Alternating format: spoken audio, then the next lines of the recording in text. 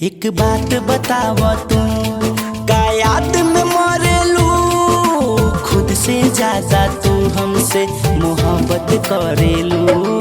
एक बात बताव तू का याद में मरेलू, खुद से ज्यादा तू हमसे मोहब्बत करेलू।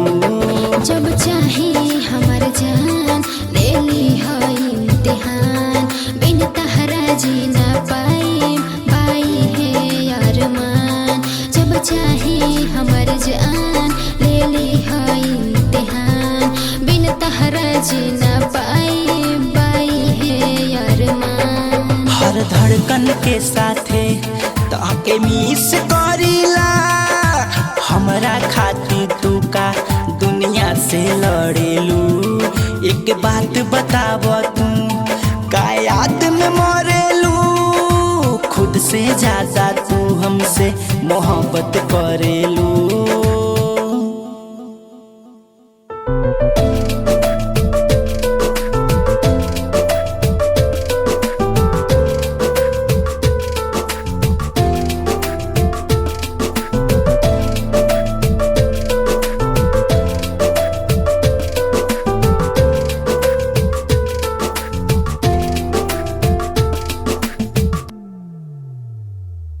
जब से बादल लागल तहरा के याद करे, तोह से ना जुदा होखी इहे फरियाद करे।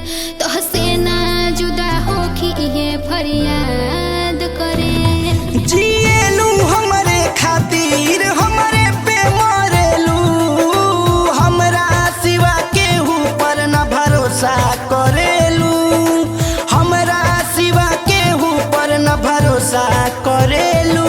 जीते जी हमर तोह से ई साथ नहीं छूटी, तहरा के पावे खातिर उपवास भी करेला।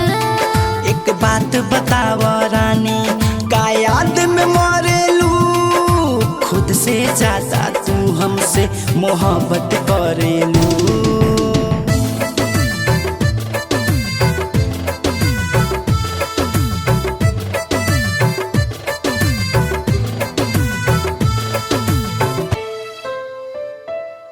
किस्मत वाला के मिले तोहरा जैसन दिलदारी, असही बरसावत रही जिंदगी भर अपन प्यारे। असही बरसावत रही जिंदगी भर अपन प्यारे। यदि तोहर ना होखो केहू और के होखब ना, तू रूह में हमरा उतर जा कबो हो रोकब ना।